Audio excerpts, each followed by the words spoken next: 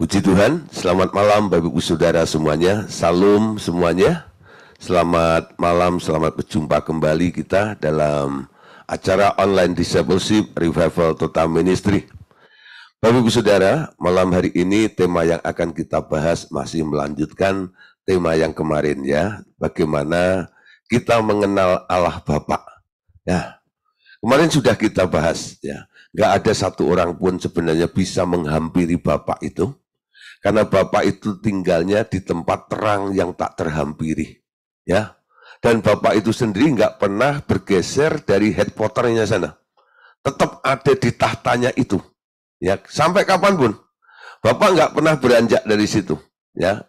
Jadi kalau ada Alkitab mencatat atau menulis, memberitahu kepada kita bahwa ada orang-orang di dalam Perjanjian Lama yang pernah ketemu dengan Bapak. Ya, itu sebenarnya bukan Bapak, tapi itu adalah Tuhan Yesus yang mewakili Bapaknya, ya. Nah, jadi yang naik turun itu sejak dahulu, baik dalam Perjanjian Lama maupun Perjanjian Baru, sebenarnya adalah Tuhan Yesus, ya. Nah, itu kalau di Perjanjian Baru itu berupa daging, tapi pada waktu di Perjanjian Lama berupa roh. Sehingga Tuhan Yesus pada waktu di Perjanjian Lama belum pakai nama Yesus. Sering disebut sebagai Tuhan Allah, ya. Tuhan Allah, Yehova atau Yahweh Elohim. Nah, itu sebutannya. Itu sebenarnya tak lain tak bukan adalah Tuhan Yesus itu. Nah, misi Tuhan Yesus ke dunia ada dua. Yang pertama adalah menyelamatkan manusia. Dan misi yang kedua adalah untuk memperkenalkan Bapa itu kepada semua manusia. Bagaimana kita sekarang bisa mengerti tentang Bapa itu? Ada persyaratannya. Persyaratannya apa? Persyaratannya adalah orang-orang yang mengasihi Tuhan Yesus, dia akan boleh mengenal Bapa. Kalau nggak mengasihi Yesus, nggak bakal kenal Bapa, saudara. Ya. Jadi persyaratan untuk masuk akses kepada Bapa itu adalah Yesus. Gak heran, Yesus sendiri mendeklar dirinya atau menyatakan dirinya dalam Yohanes ya, dikatakan, akulah jalan, kebenaran, dan hidup. Jalan apa sih? Selama ini dikotbahkan ya jalan keluar kalau ada utang terus nggak bisa bayar nanti Tuhan yang bayarin gitu ya. Pokoknya way out dalam persoalan-persoalan hidup itu. Tapi ada yang lebih lagi. Jalan kepada Bapa. Karena ayat itu tidak dipotong hanya sebagai jalan kebenaran dan hidup ya. Tidak ada seorang pun sampai kepada Bapa kalau tidak lewat aku. Amin. Jadi akses Bapa itu adalah Yesus. Gak ada satu orang pun bisa mencapai Bapa tanpa jalan melalui Yesus. Ya, melalui Yesus. Misi Yesus memperkenalkan Bapaknya itu harus menjadi penekanan ya khotbah bagi para hamba-hamba Tuhan ya. Selama ini banyak hamba Tuhan getol memberitahu tentang bahwa Yesus itu adalah sang juru selamat. Wah, bolehlah, bagus tuh. Memang dia adalah juru selamatnya, ya. Tapi Yesus memberitahu atau memperkenalkan Bapaknya itu pun juga harus disampaikan kepada jemaat sehingga jemaat itu mengerti, ya. Sehingga dia mencapai targetnya. Ketika Tuhan Yesus berkata, hendaklah kamu sempurna seperti Bapakmu di surga sempurna, ya. Kalau kita nggak pernah ketemu, bagaimana kita bisa menjadi serupa, betul? Kalau Anda nggak pernah melihat, Anda nggak pernah mengenal, bagaimana Anda akan berubah menjadi sama seperti yang tidak Anda jumpai, yang tidak pernah Anda kenal. Mengenal Bapa itu merupakan PR bagi setiap anak-anak Allah. Jadi setiap orang percaya, mereka harus ditarik untuk punya hati, punya keinginan, punya cita-cita, yaitu mengenal Bapa itu. Amin. Nah, saudara, itu sekarang ditentukan dari sikap kita terhadap Yesus. Ya, sikap kita terhadap Yesus. Semakin kita taat, semakin kita tunduk terhadap perintah-perintahnya Tuhan Yesus. Saya yakin pengenalanmu akan Bapa semakin dalam. Semakin dalam Anda mengasihi Tuhan Yesus, semakin dalam juga pengenalanmu akan Bapa. Ya, semakin dalam juga pengenalanmu akan Bapa. Nah itu tergantung saudara, apa yang kita lakukan terhadap Tuhan Yesus itu. Amin. Alkitab mengatakan, jikalau kamu mengasihi aku, ya, yang datang dari Allah, bukan karena kehendakku sendiri itu, dia yang mengutus aku, maka kita akan bisa mencapai mengenal kepada dia, karena dia, Tuhan itu akan menyatakan dirinya kepada kita melalui Tuhan Yesus tersebut. Amin. Oke saudara, malam hari ini kita lanjutkan saudara materinya ya. Bagaimana kita bisa mengerti dan bisa menggapai Allah itu? Tadi saja memuji Tuhan ya. Allah Bapa, kami mengasihimu ya. Saudara, Alkitab mengatakan saudara ya, bahwa orang yang bisa melihat Allah itu adalah orang-orang yang memiliki kesucian hati ya. Suci hatinya. Kesucian hati menyebabkan mata roh seseorang mampu melihat Tuhan Yesus dan juga Allah Bapa. Dan Allah Bapa akan menyatakan dirinya kepada orang-orang yang datang mendekat kepadanya. Ya, saudara, mungkin Bapak Saudara dari pernyataan ini, mungkin Anda ada yang berpikir gini, Pak, ya, bukankah orang yang matanya roh terbuka itu karena rajin menyembah Tuhan, lalu berbahasa roh gitu ya, lama-lama di hadirat Tuhan, lalu mengalami pengurapan Tuhan, lalu terbukalah mata rohnya ya? Atau Pak, orang yang terbuka mata rohnya itu kan karena didoain, ditumpangi tangan oleh hamba-hamba Tuhan yang sakti itu ya, ditiup, gitu ya, terbuka matamu. Ya, seperti pelajarannya itu Elisa itu membuka mata bujang-bujangnya itu loh, ya. Tapi Anda lihat saudara, mata roh yang dibuka oleh Elisa, apa yang dilihat saudara? Bukan Bapak, amin. Yang dilihat hanya malaikat, amin. Makhluk-makhluk yang ada di alam roh, benda-benda yang ada di alam roh, itu yang dilihat ketika seseorang dibuka matanya oleh pertolongan orang lain. Betul? Ada orang-orang yang rajin menyembah Tuhan juga, lalu mereka mendapatkan karunia-karunia. Salah satunya adalah karunia-karunia melihat, betul? Nah, melihat alam roh, terbuka mata rohnya seperti itu. Ada juga dengan karunia, ada yang menjadi orang yang bisa bernubuat, ya. Ada orang yang punya karunia menyembuhkan, mengadakan mujizat dan sebagainya. Namun kita tahu, Alkitab berkata ya, bahwa orang-orang yang pernah bernubuat sekalipun, ya, menyembuhkan orang sakit, mengadakan mujizat, nanti satu hari sama Tuhan Yesus akan diseleksi. Tuhan bilang, ya, nanti pada suatu hari banyak orang akan komplain, ya, karena apa? Karena pekerjaannya tidak dianggap oleh Tuhan Yesus. Ya, Tuhan berkata, pada hari itu aku akan berterus terang kepadamu. Kepada siapa? Bukankah aku yang bernubuat demi namamu? Bukankah aku yang menyembuhkan orang sakit demi namamu? Bukankah aku yang mengadakan mujizat demi namamu? Betul?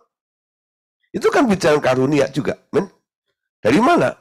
Ya orang karena menyembah terus begitu ya, berbahasa roh. Nah, saudara, Anda harus bisa membedakan nih, mendapatkan karunia dan mendapatkan perintah dari Tuhan Yesus itu hal yang berbeda.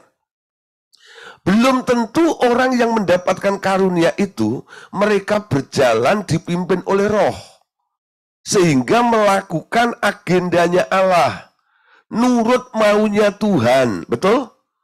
Banyak orang yang penuh dengan karunia maunya sendiri banyak. Karunia itu digunakan untuk kepentingan maunya orang yang punya karunia itu. Sehingga pekerjaan-pekerjaan yang bersifat daging itulah dibungkus dengan urapan. Ya, dibungkus dengan urapan. Nanti kita akan pelajari di buku 6 itu. Ya, ada namanya, dendeng. Itu daging diurapi, betul? Ya. Urapannya ada, tapi dalamnya daging. Kita harus bisa melihat ya apa yang dibungkus oleh urapan itu. Seharusnya Orang yang diurapi itu adalah orang yang telah menyerahkan dirinya, rela untuk diperintah oleh Tuhan, mau diutus oleh Tuhan, dan mau melakukan kehendak Tuhan. Amin. Itu yang harus originalnya seperti itu. Kalau orang nggak mau tunduk kepada perintah Tuhan, lalu menggunakan urapan-urapan itu, bisa aja saudara, ya, Anda masih bisa memanifestasikan mujizat, penubuat, dan sebagainya.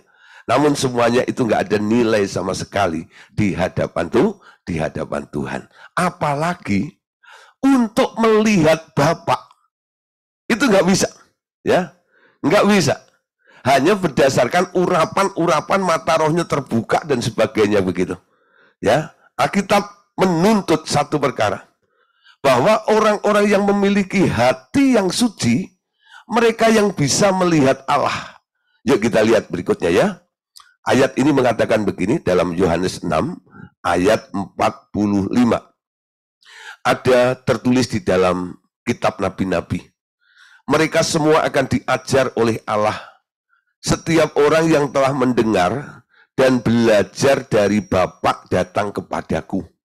Hal itu tidak berarti bahwa ada orang yang telah melihat Bapa.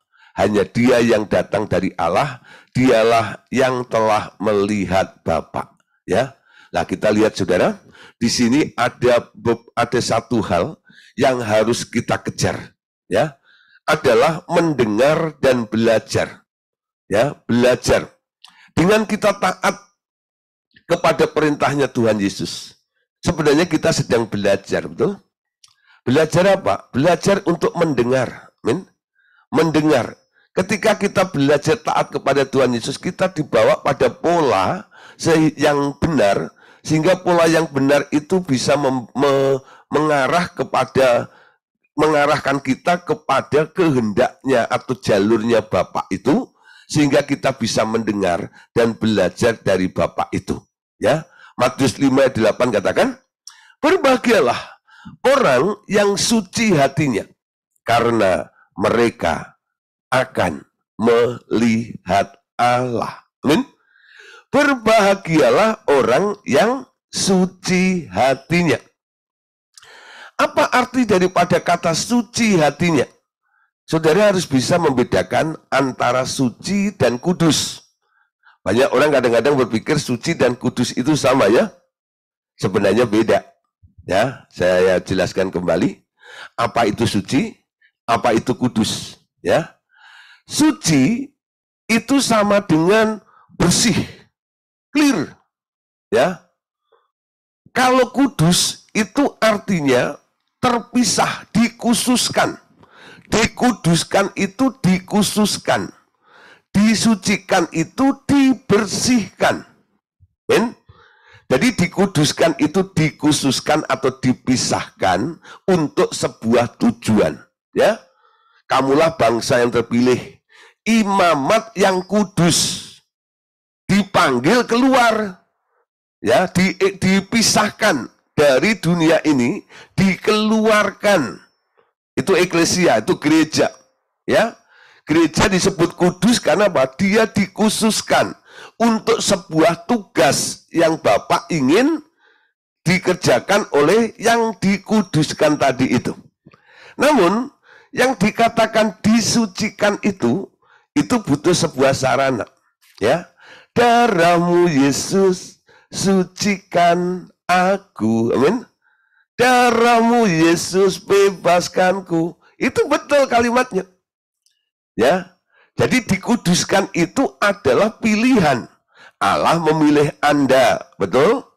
Nah, dikuduskanlah beberapa orang untuk diutus, betul? Dalam Kisah Rasul ada, ya, Barnabas dan Paulus dikuduskan, dipisahkan, dikhususkan, itu namanya dikuduskan untuk sebuah tugas tertentu.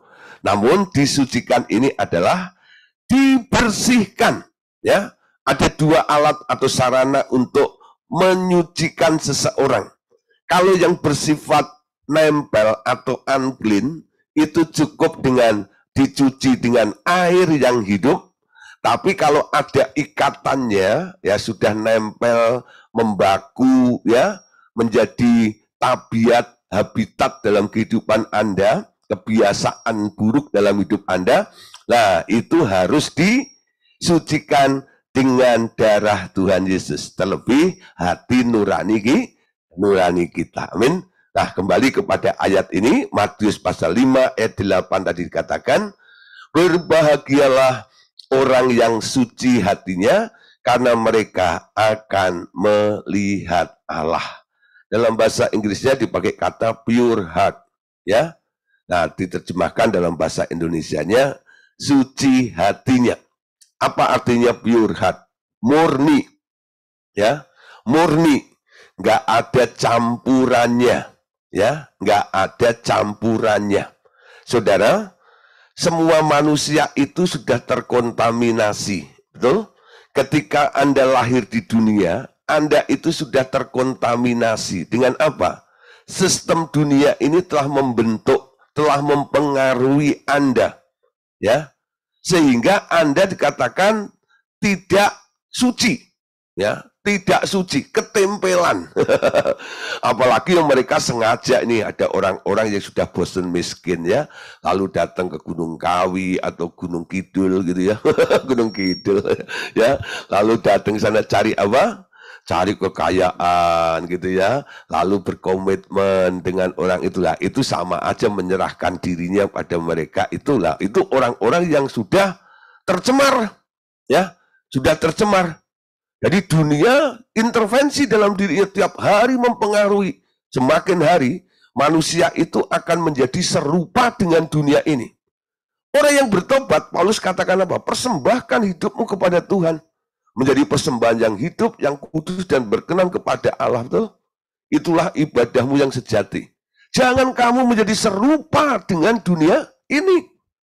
Target kita ini menjadi serupa dengan Kristus. Amin. Diubah menjadi sempurna, sama seperti Bapakmu di surga adalah sempurna. Hendaklah kamu kudus, sebab Bapakmu di surga adalah kudus. Amin. Nah, saudara, sekarang kita sedang menuju kesempurnaan, menuju menjadi seperti Kristus, menuju, ya, menjadi sempurna dan kudus seperti Bapa yang sempurna dan kudus itu. Nah, di sini Anda yang harus melakukannya.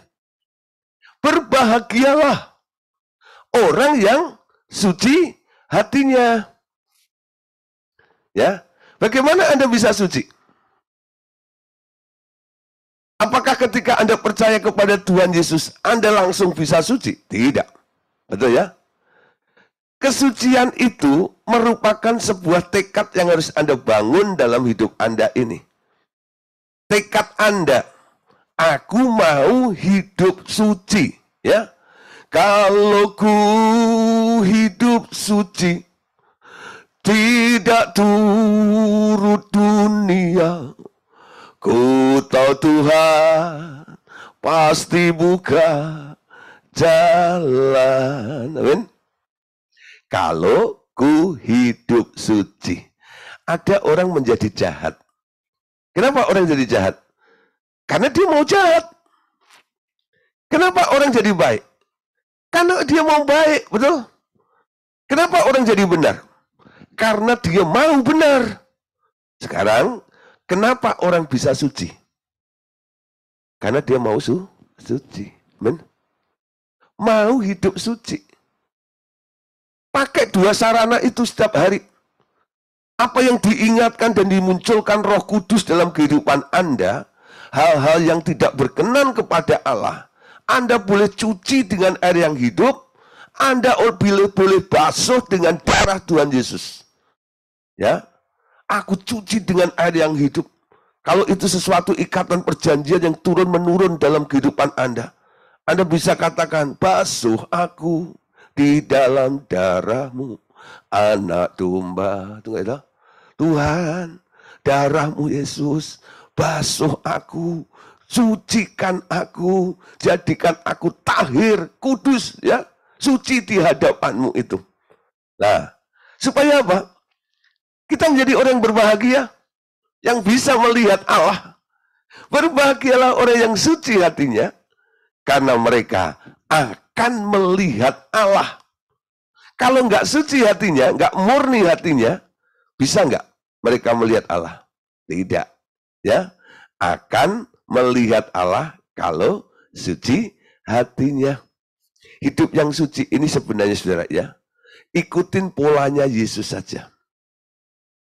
Ya, Yesus itu pernah menjadi manusia, sama seperti kita, tapi satu yang beda dengan kita apa? Dia tidak pernah berbuat dosa. Amin. Kalau Anda ikut perintahnya Yesus, ikut arahannya Yesus, mau jadi serupa dengan Yesus, kira-kira hidupmu suci atau enggak? Saya percaya suci. Kenapa? Anda punya pattern. Anda punya apa namanya itu? Sebuah apa itu pattern itu apa itu namanya? Pola, ya, sebuah pola, ya, sebuah pola. Jadi kalau polanya itu, ya, orang bikin kue gitu ya, nah ada kue yang kotak, ada kue yang bulat, ya. Kenapa jadi bulat sama kotak? Ketika adonan itu ditaruh di tempat yang bentuknya kotak, ketika matang jadi roti, itu enggak ya? Rotinya kotak ya. Kenapa? Cetakannya kotak, polanya kotak, patternnya kotak. Ketika ditaruh di tempat yang bulat, tengahnya bolong, namanya donat, gitu ya. Nah, Anda lihat tuh, dia serupa dengan cetakannya, betul? Ketika kita dicetak di dalam Yesus, kita ini buatan Allah, betul? Diciptakan dalam Kristus Yesus. Dicetak di dalam Yesus itu. Harusnya Anda bisa menjadi seperti Yesus, amin. Dalam hal apa? Menjadi kudus, menjadi suci, itu bisa. Jadi kalau ditarik di sini, mana ada Pak di dunia ini orang bisa suci? Bisa. Ya. Jadi kalau ada orang menyangsikan, dia bilang, mana mungkin kita hidup di dunia ini bisa suci? Bisa. Amin. Ada nggak contohnya? Contohnya ada nggak? Anda bisa cari di Alkitab loh. Salah satunya siapa? Henok, betul? Henok itu hidup berjalan dengan Allah 365 tahun. Lalu diangkat, betul? Rapture. Kuncinya di mana? Berjalan bersama Yesus. Berjalan bersama dengan Allah. Ikutin polanya Yesus. Amin. Nah, kalau Anda ikut polanya dunia, arus dunia ini, Anda akan menjadi seperti dunia. Tapi kalau Anda ikutin polanya Yesus, ikut mau dan perintahnya Tuhan Yesus, Anda dijamin akan menjadi serupa dengan Yesus. Menjadi orang yang suci. Amin. Nah, saudara, menjadi orang yang suci itu bukan gelar yang diberikan oleh sebuah kelompok karena hasil konsili, ya. Karena dianggap orang ini sebuah tokoh dan ini dan itu, lalu setelah mati disebut sebagai orang-orang kudus. Bukan itu maksud saya. Betul? Ya, bukan itu maksud saya. Jadi kalau ada istilah orang-orang kudus, ya, dalam tanda kutip adalah orang-orang yang sudah mati, ya, lalu diangkat menjadi orang-orang kudus di situ, itu bukan maksud saya. Orang-orang yang kudus ini dihasilkan karena orang ini mau tunduk kepada kehendaknya Kristus itu. Menjadi seperti Kristus. Amin. Ya, siapa yang bisa melihat Allah Bapa? Yesus, bukan? Anak itu bisa melihat Bapa. Kalau Anda telah menjadi seperti Yesus, menjadi suci seperti Yesus, Anda bisa nggak lihat Bapa? Bisa. Kebakar nggak? Enggak. Yang membuat kebakar itu karena apa? Anda tak layak. Ketika Anda nggak layak, Anda menghadap Bapa yang Maha Kudus itu. Nah, disinilah persoalannya. Tidak ada seorang pun, katanya, yang sanggup mendekat kepadaku. Bapa itu adalah api yang menghanguskan. Betul? Kelihatannya kan nakut-nakutin seperti itu. Bukan berarti api yang menghanguskan itu tidak bisa Anda sentuh. Anda bisa menyentuhnya, Anda bisa mengenalnya, Anda bisa menggapainya, Anda bisa memeluknya, Anda bisa memandangnya, betul? Karena apa? Anda sama levelnya.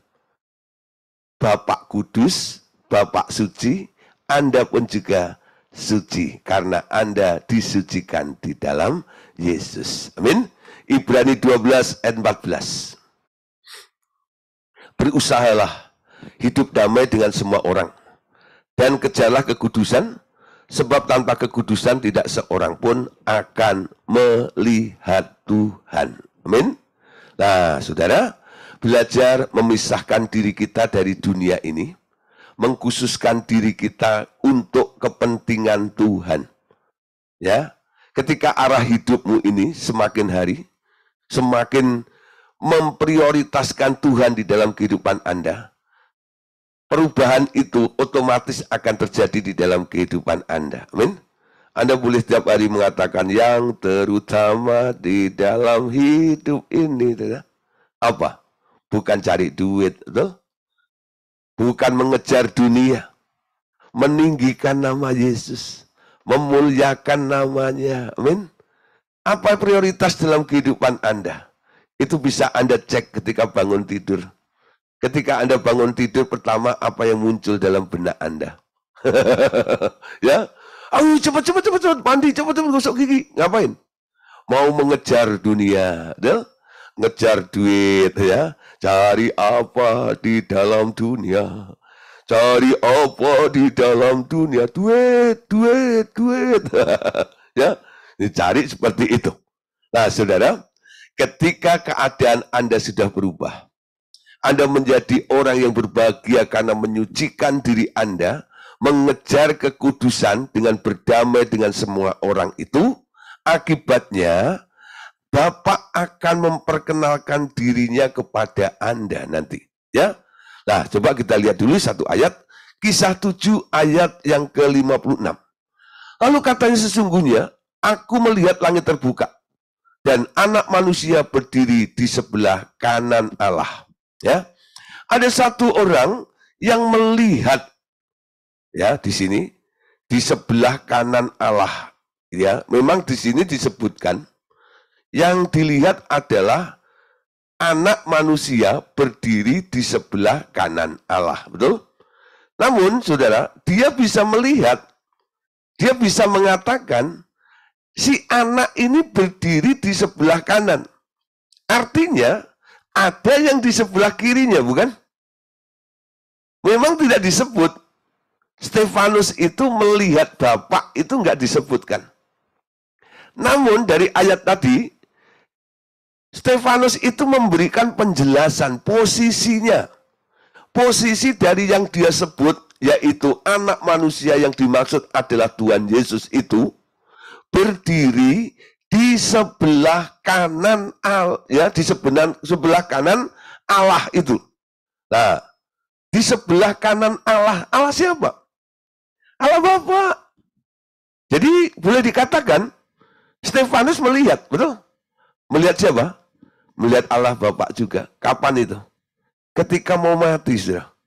Jadi rajam batu sebelum mati, hatinya Stefanus itu kayak Yesus, saudara. Kok Pak Gideon bisa ngomong seperti itu? Anda lihat, saudara. Apa yang dikatakan oleh Stefanus ketika dia dianiaya. Itu sama seperti apa yang dikatakan oleh Tuhan Yesus ketika Yesus di kayu salib, betul? Dia tidak mengutuki, dia tidak marah terhadap orang yang melempari batu itu. Tapi dia berdoa, Bapa, ampuni mereka, betul? Bapa, ampuni mereka.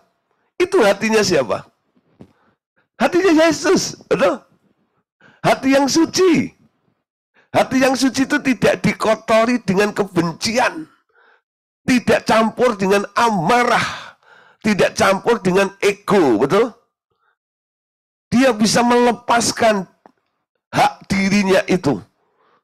Dia hanya mengembalikan, mempercayakan semuanya kepada Allah itu loh. Dia katakan, Bapak ampunilah mereka. Hanya satu, saudara. Kalau hatimu suci, Anda lihat, saudara, Anda akan dengan mudah mengampuni orang. Itu cirinya salah satu. Siapa di sini malam hari ini yang sedang dalam kondisi sulit untuk mengampuni orang lain? Ada enggak? Sulit mengampuni orang lain. Pak, utangnya belum dibayar loh Pak. Gimana? Kalau udah dibayar ya tak ampuni gitu. Tapi kalau belum dibayar, saudara, itu baru duitmu dibawa kabur, betul? Ya, coba Anda menempatkan diri ya pada posisi Stefanus dirajam batu. Kenapa Stefanus dirajam batu? Bukan seperti Akan karena dia nyolong, betul? Dia dirajam batu karena menginjil, memberitakan kabar baik, lalu dianiaya. Salahku opo, betul nggak itu? Dia kan bisa protes seperti itu. Kamu salah orang, kamu salah mengerti. Dia bisa membela diri seperti itu. Tapi itu tidak dilakukannya. Cuma satu yang keluar dari mulutnya, Bapak ampuni mereka. Aku berdoa buat mereka. Ya, supaya mereka bertobat semuanya. Itu hatinya Yesus, saudara, namanya. Hati yang suci. Saya harap setelah kelas pemuridan pada malam hari ini, semua orang yang mendengarkan, yang rindu untuk melihat Allah, Bapak mengenal Allah Bapak secara pribadi, Anda mulai berubah hatimu. Hati yang lama telah diubah, telah dibuang, dan Tuhan telah memberikan hati yang baru, yaitu hatinya Yesus dalam hidup Anda. Amin. Sehingga tanpa disuruh pun Anda langsung angkat handphone itu. Gitu. Lampain. Maaf ya, loh. Yang salah dia kok yang maaf Anda. Gitu ya. Aku ampuni kamu ya, gitu. Hatimu bisa mengampuni, ya, tidak dendam, tidak benci, ya. Itu tanda hati yang murni di hadapan Tuhan. Ya, menyimpan dendam, menyimpan benci itu enggak ada guna, saudara. Beberapa orang mengalami masalah sampai terjadi ya kena penyakit kanker. Itu biasanya kalau saya deteksi ketika konseling, ya itulah menyebabkan akhirnya tumbuhnya daging di dalam dirinya itu. Nggak bisa mengampuni. Betul. Awalnya orang itu ya fine-fine aja lah, baik-baik aja seperti itu ya, kerja sampai sukses dan sebagainya. Satu kali dia jalan-jalan ke Singapura. Lalu iseng-iseng check up, saudara ya, medical check up di sana. Nah, ketika dia check up di situ kaget, saudara.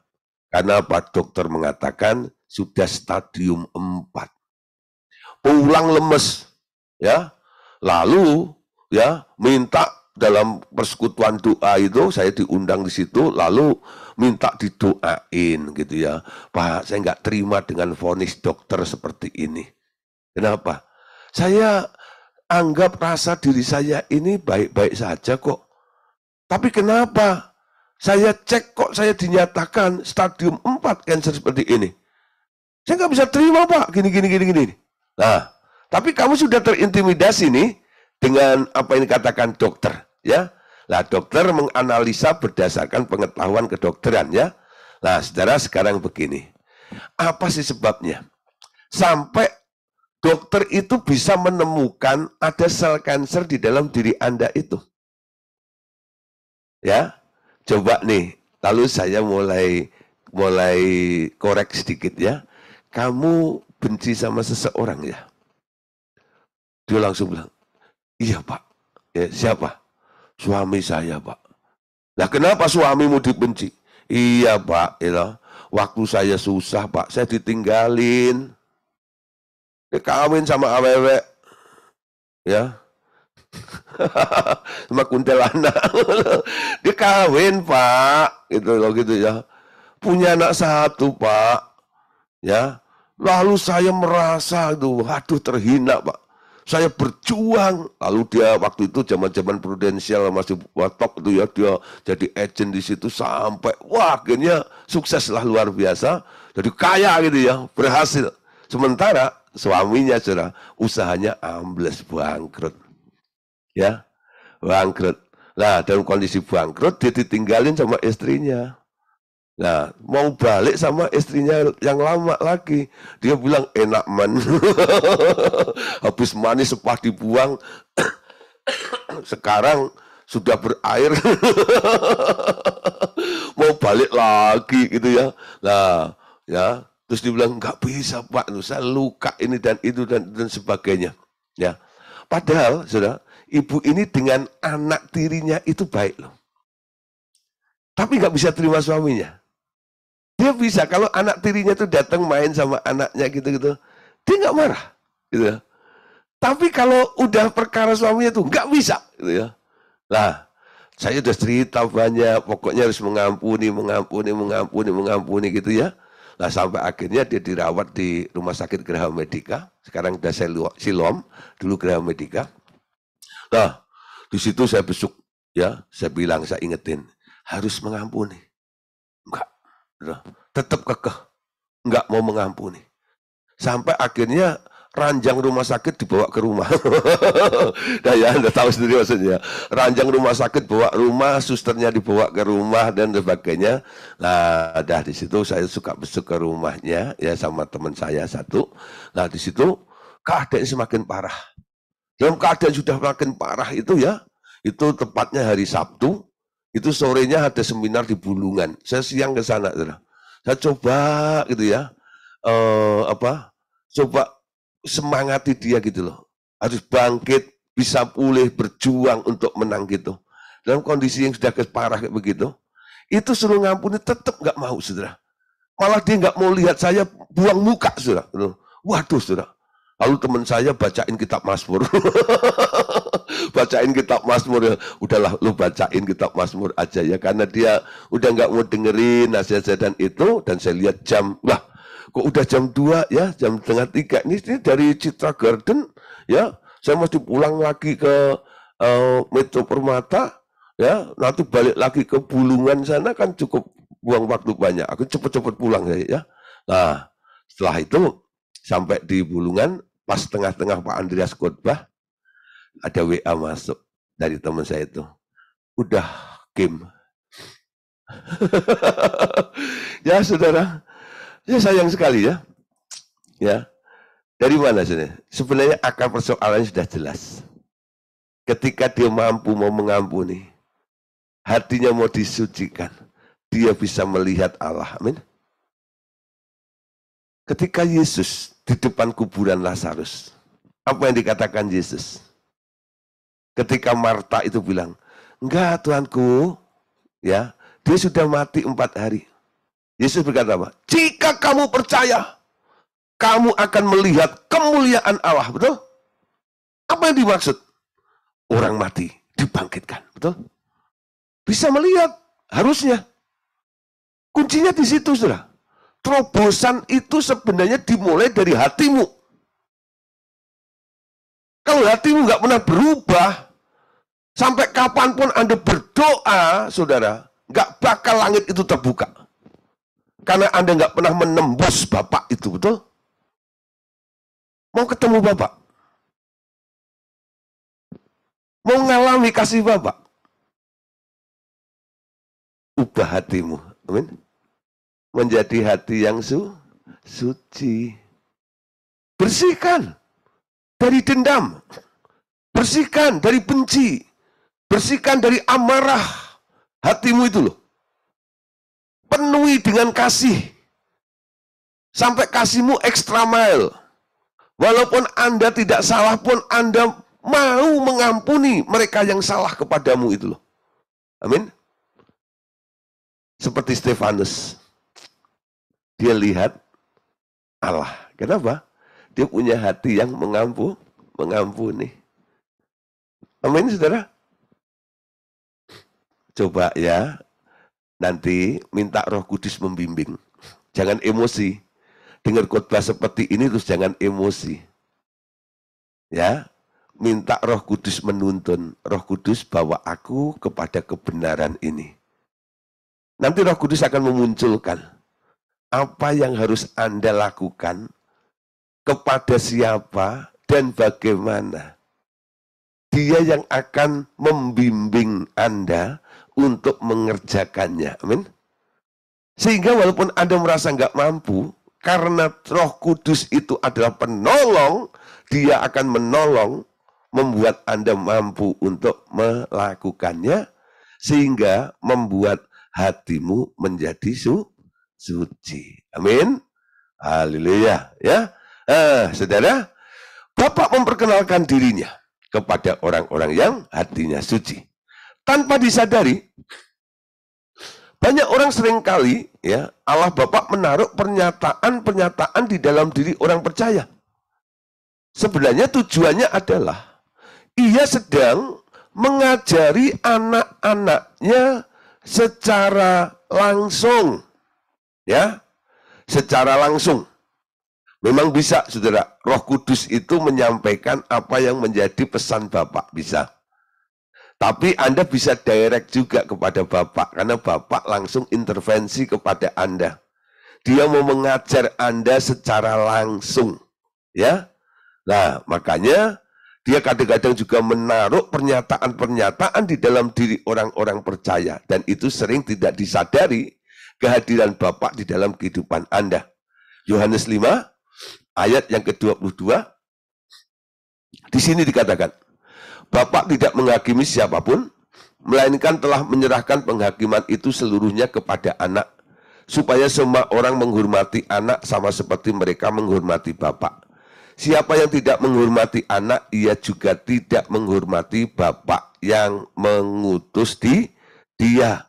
Ya, nah saudara, memang tidak melihat figur Bapak langsung. Tapi dengan sikap kita menghormati kehadiran daripada Tuhan Yesus, si anak itu, di sini dikatakan, ketika orang itu menghormati anak, ia juga dikatakan, ia telah menghormati Bapak. Itu betul? Siapa yang tidak menghormati anak, tidak menghormati Bapak yang mengutus dia. Matius 16 ayat 17. Kata Yesus kepadanya, berbahagialah engkau Simon bin Yunus, sebab bukan manusia yang menyatakan itu kepadamu, melainkan Bapakku yang di surga. Nah, saudara, satu hari Tuhan Yesus ini memberikan pertanyaan atau kuis kepada 12 muridnya. Ya, kamu itu sudah sekian lama ikut sama aku kan? Jalan bareng aku, tidur satu ruangan dengan aku, makan bersama-sama dengan aku, gitu ya. Sekarang coba nih, aku mau tanya kepada kalian. Menurut kalian semuanya, siapakah aku ini? Mereka berlomba-lomba untuk menebak kuis yang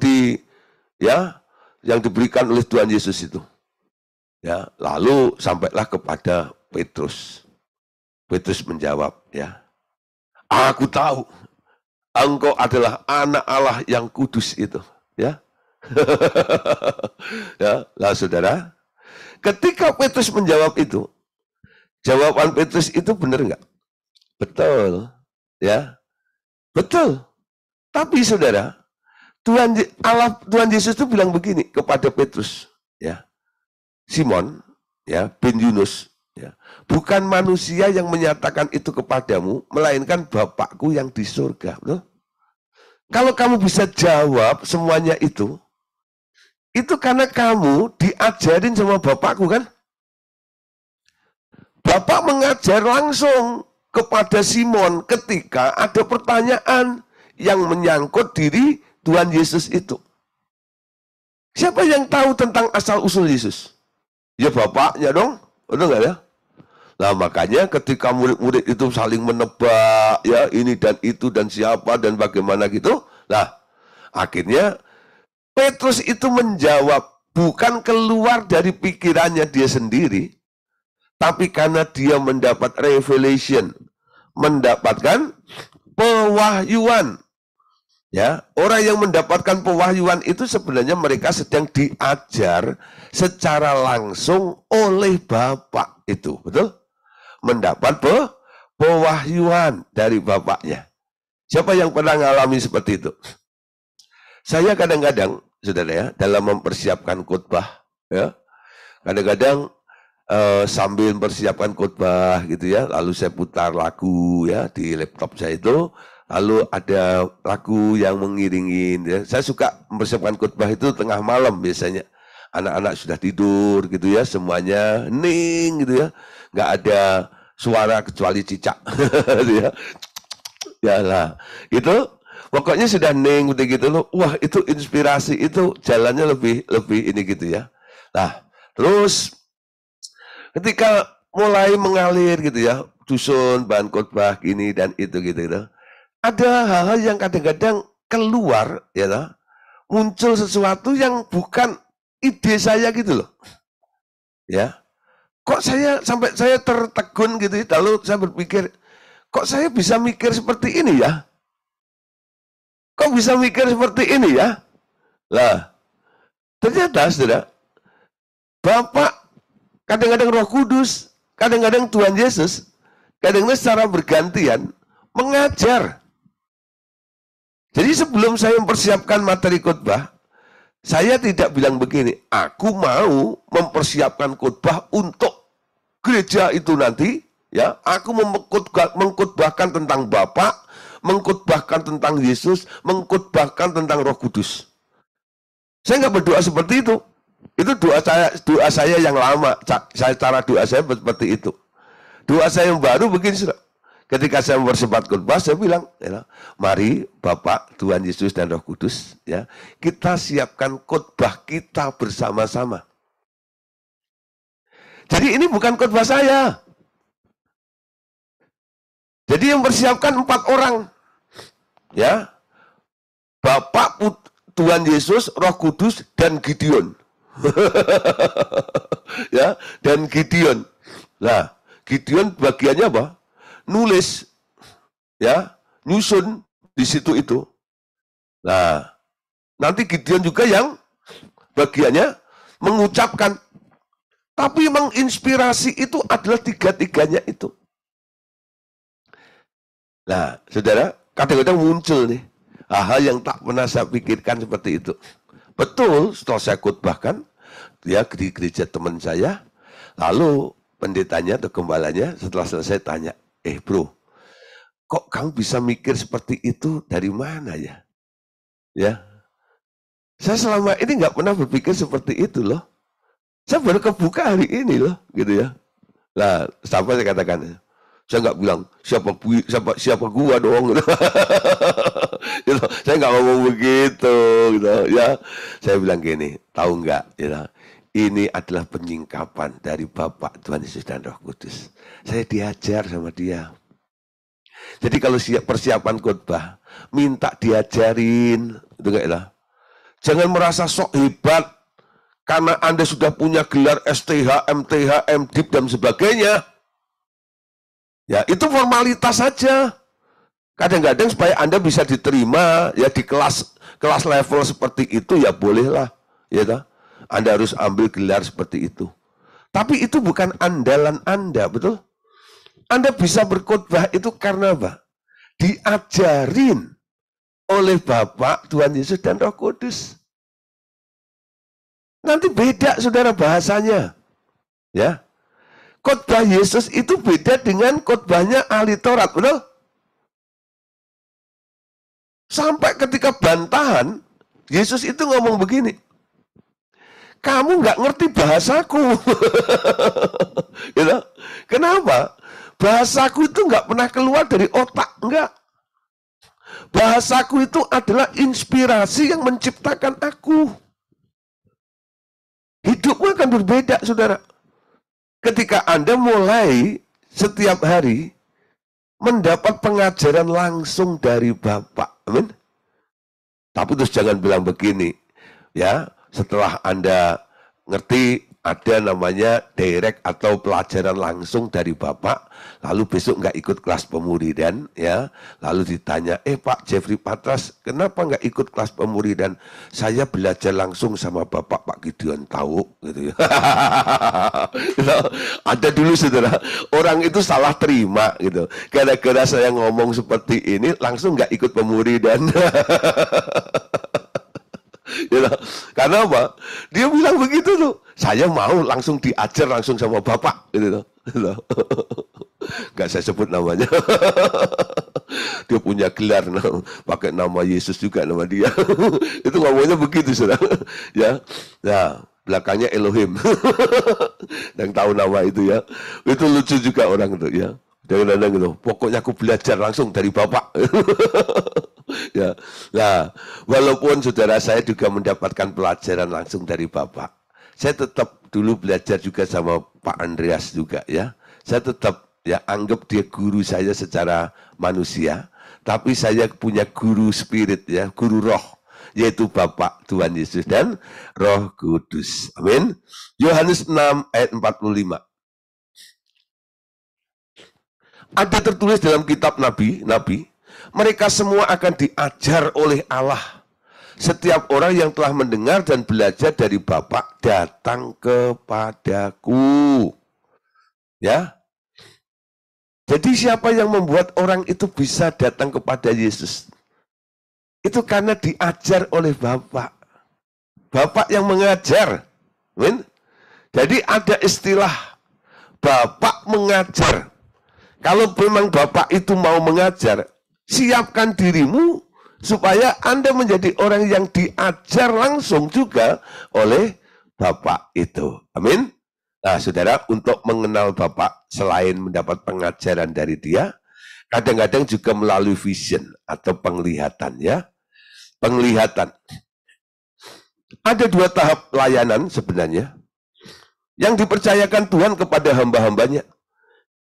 Yakni pada awal pelayanan Daniel dan Yohanes, mereka adalah pemberita firman Allah dan segala perintah, pengajaran, perbuatan ajaib dari Allah. Tapi, pada suatu level tertentu, dua orang ini dipanggil masuk ke dalam alam roh Allah untuk melihat hal-hal yang akan datang. Ya, hal-hal yang akan datang. Rahasia-rahasia alam roh dibukakan kepada mereka. Demikian pula yang hendak dia kerjakan di dalam diri Anda sekarang. Ada dua orang, saudara, yang diajar oleh Allah di alam roh. Jadi materi pelajarannya bukan di alam materi. Kadang-kadang kan Bapak itu mengajar, nih, kamu lihat ikan tuh ya. Dengan Anda melototin ikan itu, lalu ada pelajarannya yang Anda tangkap, betul? Anda mendapatkan sesuatu, pengertian, ketika Bapak memberitahu Anda tentang sesuatu, yaitu dalam bentuk benda-benda materi di sekitar Anda. Tapi ada dua orang yang materi pelajarannya itu nggak ada di alam materi. Adanya di alam roh. Untuk melihat apa yang di alam roh itu harus pakai mata roh. Itu yang disebut vision atau penglihatan. Siapa dua orang itu? Dua orang itu adalah Daniel dan Yohanes. Kita lihat apa yang diajarkan oleh Bapak kepada Daniel. Kita lihat dalam Daniel 10 ayat 12. Lalu katanya kepadaku, janganlah takut Daniel, sebab telah didengarkan perkataanmu sejak hari pertama engkau berniat untuk mendapat pengertian dan untuk merendahkan dirimu di hadapan Allahmu. Dan aku datang oleh karena perkataanmu itu, pemimpin kerajaan orang Persia berdiri 21 hari lamanya menentang aku. Tetapi kemudian Mikael, salah seorang dari pemimpin-pemimpin terkemuka, datang menolong aku. Dan aku meninggalkan dia di sana, berhadapan dengan raja-raja orang Persia. Lalu aku datang untuk membuat engkau mengerti apa yang akan terjadi pada bangsamu pada hari-hari yang terakhir. Sebab penglihatan ini juga mengenai hari-hari itu. Ya, apa yang diajarkan oleh Bapak kepada Daniel di alam roh itu? Dia melihat ya, ada sebuah patung ya, besar. Kepalanya dari emas dan seterusnya sampai kakinya dari tanah, lihat. Dan dikasih artinya semuanya. Daniel itu banyak mendapatkan penyingkapan, betul? Ada rahasia-rahasia yang boleh disampaikan, ada juga rahasia-rahasia yang harus dimeteraikan karena waktunya belum tiba, ya. Harus dimeteraikan. Tapi ada yang disingkapkan juga. Berapa kali ya, raja itu mimpi ini dan itu. Daniel diajar oleh Allah untuk menyingkapkan mimpi daripada raja-raja itu. Mimpi itu kan di alam roh, betul? Dalam pikiran itu. Dalam perasaan orang itu. Tapi Daniel bisa menebak. Daniel bisa menjelaskannya sampai kepada arti-artinya. Siapa yang mengajarin Daniel itu? Allah, betul? Orang yang mendapat pelajaran langsung dari Allah Bapa. Dia memiliki excellent spirit, ya. Roh yang luar biasa. Itu ada pada Daniel. Ya. Melampaui kapasitas. Pelajarannya, materinya bukan di alam materi. Tapi materi pelajarannya adanya di alam roh. Ya, mendapatkan pelajarannya itu dari vision. Dari vision dia melihat ini, dia melihat itu, dia melihat ini, dia melihat itu. Nah, kalau Anda yang sudah punya karunia melihat, dan di situ mungkin Anda sering mendapat penyataan dari Allah. Artinya, Allah Bapa sedang mengajar Anda secara langsung dalam vision itu. Amin. Seperti Daniel. Yang kedua, saudara, dialami oleh murid Tuhan Yesus, yaitu Rasul Yohanes. Wahyu 4 ayat 1, setelah itu aku melihat sesungguhnya pintu terbuka di surga. Dan suara yang dahulu terdengar berkata kepadaku seperti bunyi sangkakala, naiklah kemari dan aku akan menunjukkan kepadamu apa yang harus terjadi sesudah ini. Segera aku dikuasai oleh roh dan lihatlah, ada sebuah tahta di surga dan tahta itu duduk seseorang. Ya, terus ayat 3. Dia yang duduk di tahta itu tampaknya bagaikan permata yaspis dan permata sardis, dan suatu pelangi melingkungi tahta itu kilang gemilang bagaikan zamrud. Ya, wah, jadi Yohanes melihat ada pelajaran. Materinya di mana? Di surga, saudara. Siapa yang diberkati dengan kitab Wahyu? Siapa yang diberkati dengan kitab Wahyu? Ada orang yang nggak berani baca kitab Wahyu loh. Dia bilang gitu, Pak, aku nggak suka baca kitab Wahyu. Ngapain? Medeni. Ya, takut gitu loh. Masa ada naga, ada gini, ada gitu. Gak ngerti Pak gitu. Ya. Lah yang kamu sukai apa? Ya, duit Pak. Dasar mata duitan gitu ya. Nah, jadi yang disukain duit aja gitu. Jadi nggak suka kitab Wahyu gitu. Sukanya baca Amsal gitu ya. Kalau yang anak muda bacanya Kidung Agung gitu ya. Lah, ya. Mazmur gitu ya. Yang enteng-enteng gitu. Tapi kalau sudah kitab Wahyu loh, mumet Pak katanya gitu. Saya nggak ngerti gitu. Nah, banyak orang berpikir kitab Wahyu itu kayaknya kitab yang inilah. Kenapa? Kok Anda nggak bisa nangkep secara nalar kitab Wahyu itu? Karena materi yang diterima oleh Yohanes itu, ya, itu terjadinya di alam roh, di surga. Kalau Anda cerna dengan pikiranmu secara materi, nggak bakal nyambung, betul? Jadi ada orang-orang yang mendapat pelajaran langsung secara vision dari Bapak itu, yaitu Daniel dan Yohanes. Amin. Nah, sekarang lihat, saudara. Paulus ini pernah berdoa. Ketika melihat pertumbuhan dari jemaat di Efesus, Paulus itu tak berhenti-hentinya berdoa buat jemaat itu. Ya, supaya apa? Tuhan menerangi mata hati mereka. Sehingga dia bisa mengenal Allah dengan benar, katanya. Caranya bagaimana? Yang diminta oleh Paulus supaya diturunkan kepada jemaat di Efesus itu apa?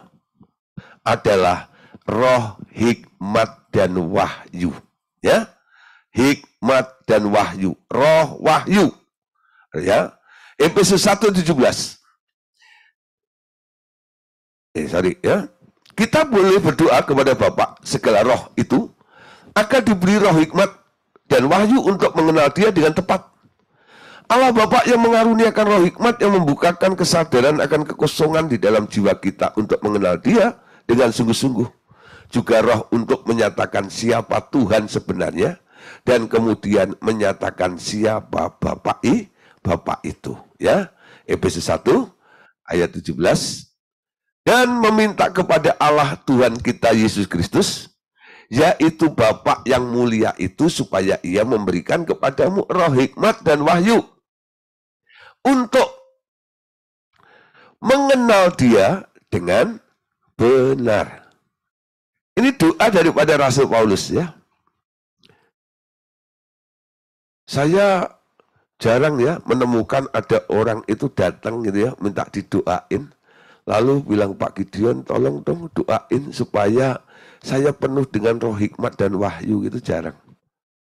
Ya, kebanyakan apa? Pak Gideon tolong dong doain supaya dompet saya penuh dengan yang merah-merah itu loh. Rupiah itu loh, ya. Pak Gideon tolong dong doain yang gitu-gitu ya. Kerinduan Paulus berdoa supaya jemaat bukan dipenuhi dengan duit kekayaan, tidak.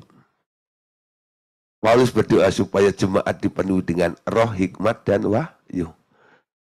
Saya sangat bersyukur nanti kalau ada orang datang ke bengkel gitu ya, bengkel rohani gitu ya. Lalu bilang, Pak saya nomor 1, absen dulu. Gitu. Kenapa? Cepat-cepat. Iya Pak. Ya, karena permintaan saya spesial. Apa itu? Nah, muncullah Bu Eva datang. Ada apa Bu Eva? Pak Gideon.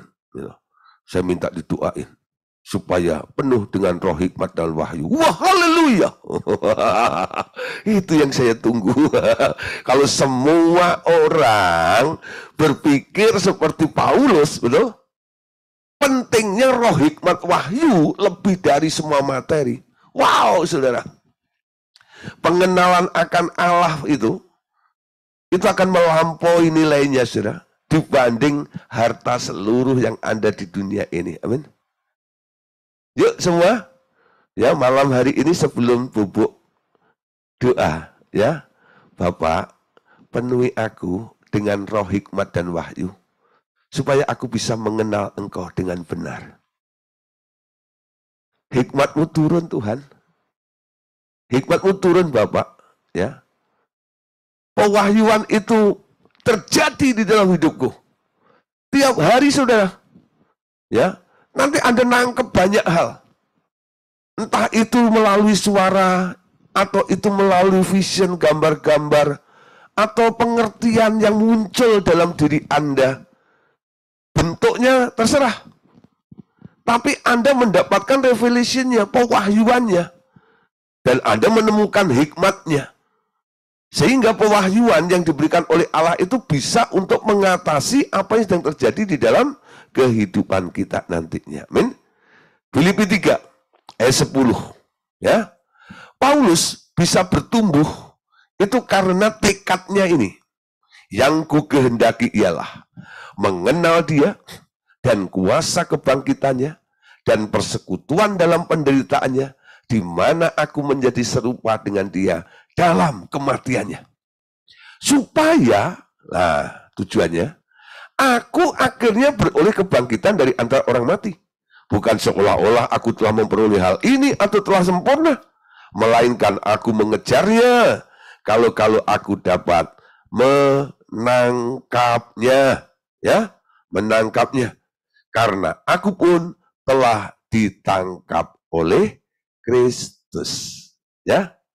Perlu dikejar, perlu ada prioritas. Apa yang sedang kau kehendaki? Apakah Anda menghendaki yang sama seperti yang Paulus sedang kehendaki? Kehendak Paulus ialah mengenal dia, betul? Mengenal Allah, mengenal isi hatimu. Aku pun bersyukur, ya. Akulah putramu. Amin. Nah. Haleluya ya. Mengenal isi hatimu. Banyak orang bukan mengenal isi hati, isi dompet. Tuhan, aku mau kenal isi hatimu, nyatakan kehendakmu, nyatakan rancanganmu, nyatakan rencanamu dalam kehidupanku. Itu yang mengubah aku menjadi serupa denganmu Tuhan. Amin. Bangun kerinduan itu. Amin. Nah, saudara, yang terakhir. Bagaimana kita bisa masuk ke dalam hatinya Bapak itu? Ya, akses atau jalan masuk ke dalam hatinya. Ternyata ia sendiri yang membuka akses bagi kita semua untuk mengetahui segala rahasia hati Bapak. Dengan memberi kita Roh Kudus yang berbicara di dalam hati kita setiap hari. Tak ada lagi rahasia yang tak dibukakan olehnya. Ia ingin kita mengenal sedalam-dalam isi hatinya. Amin. Jangan pernah berdoa begini, saudara. Bapak, engkau itu sulit untuk dikenal. Ada ya, orang-orang yang bahkan berkhotbah gitu. Kita nggak mungkin bisa mengenal Allah, itu nggak mungkin. Gitu ya. Nah, saudara, konsep seperti itu buang jauh-jauh. Ternyata dari dulu kenapa disuruh anaknya ke dunia? Untuk memperkenalkan dia, betul? Karena dia mau dikenal oleh Anda. Amin. Kerinduan Allah mau dikenal itu, kemauan Allah untuk dikenal itu, membuat Anda bisa mengenal dia, betul? Kalau Anda pengen mengenal sesuatu, seseorang ya, umpama ya, mengenal presiden gitu ya, Jokowi. Lalu Pak Jokowi nggak berkenan ya menemui Anda bisa ketemu nggak? Enggak ya. Tapi kalau Pak Jokowi pun ya, dia memang punya hati pengen ketemu dengan wong cilik gitu ya. Dia membuka diri. Dia keluar dari kawalan yang ketat itu, membaur dengan masyarakat. Dengan mudah masyarakat untuk menemui dia, betul? Berjabat tangan dengan dia, peluk dia, betul?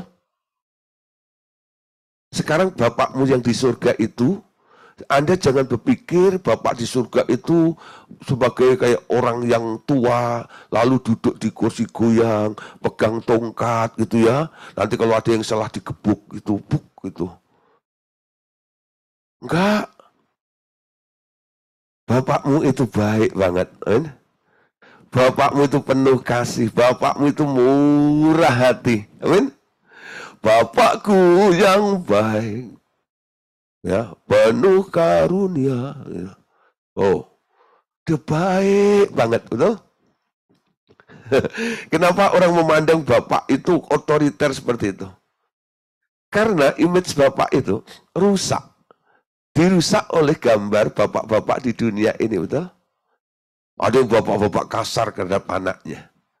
Sehingga ketika anak ini bertumbuh dalam pengenalan akan Tuhan, dia memandang Bapak di surga itu kayak bapaknya yang suka pukul dia itulah. Ya. Ada kesaksian yang pernah disaksikan oleh Pak Andreas ya.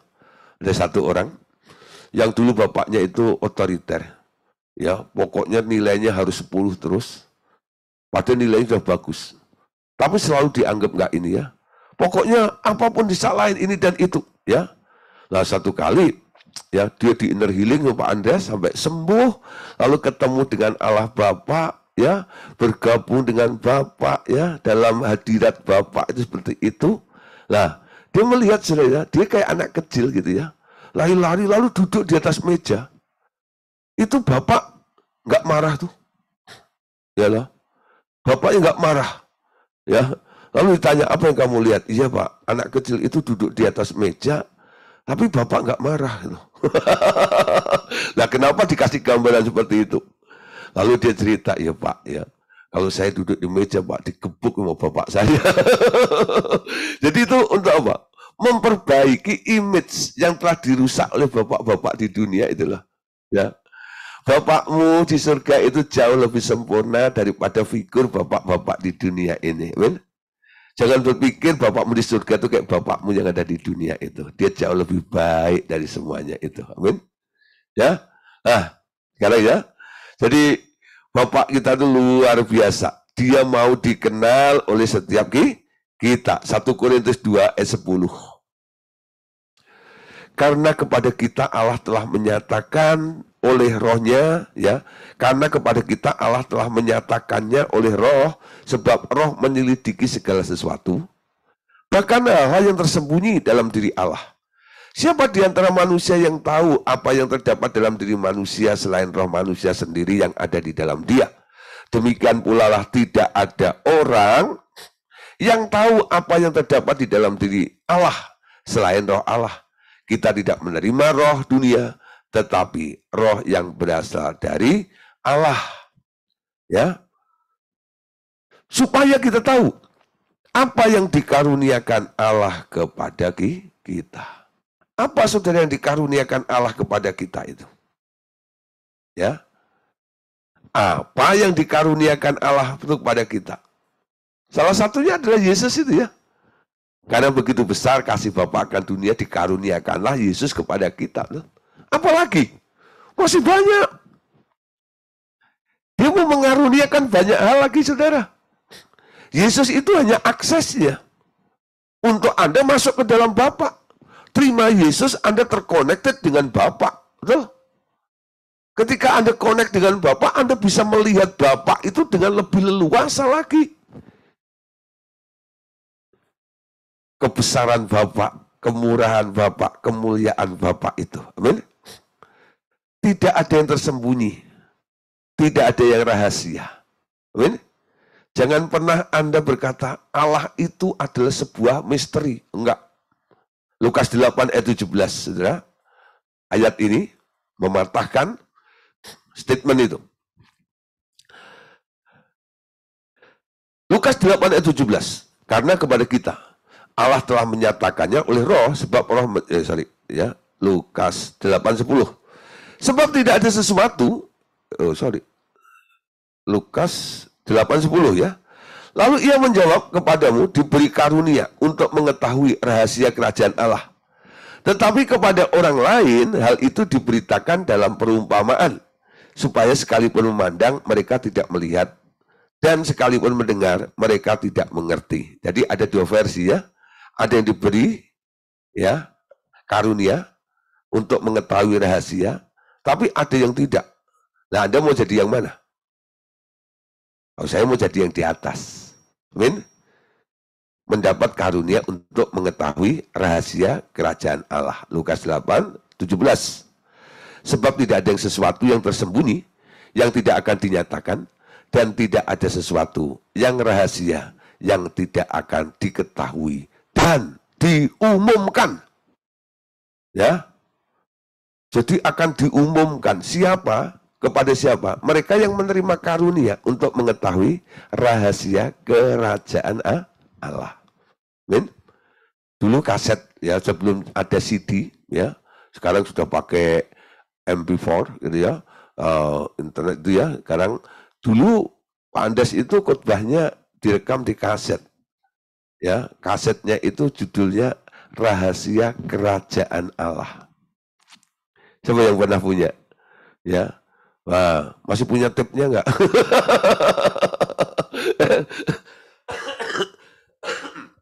Kasetnya disimpan, tape-nya udah enggak ada. Mau diputar di mana? Ya pakai Walkman dulu gimana-mana gitu, ya. Oh, bawa setumpuk kaset gitu. Wow, itu laci dashboard itu dulu penuh kaset gitu. Oh, gitu, ya. Sekin sana gitu. Wow, gitu, ya. Inilah rahasia kerajaan Allah. Wow, gitu, ya. Rahasia kerajaan. Kenapa Pak Andres pakai judul itu?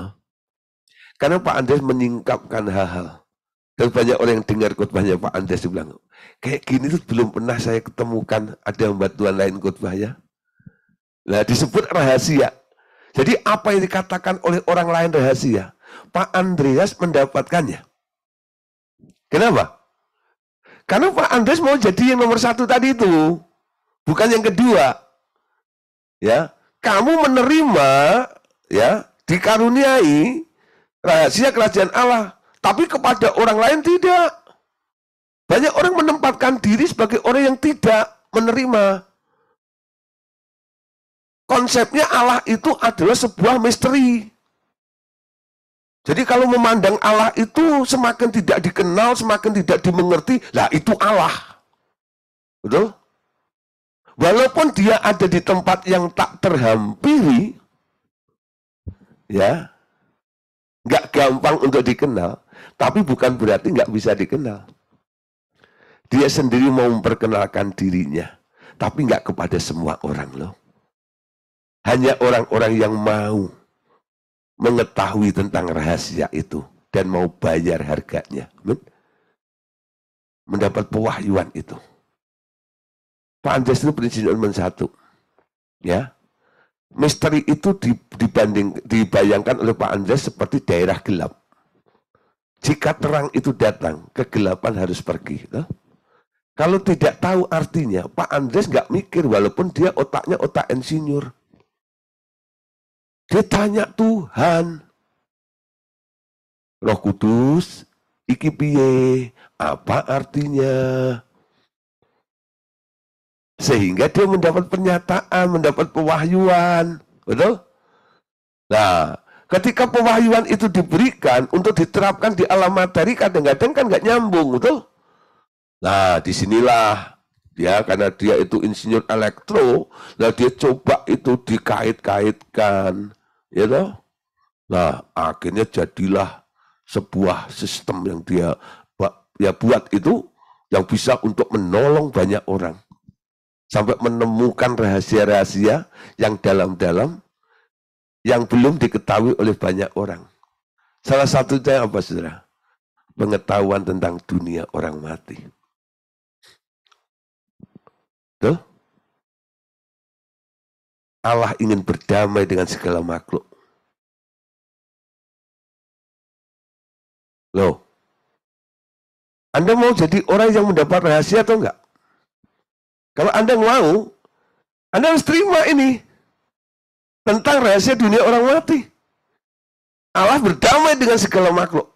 Betul? Penginjilan di alam roh. Ya, itu ada.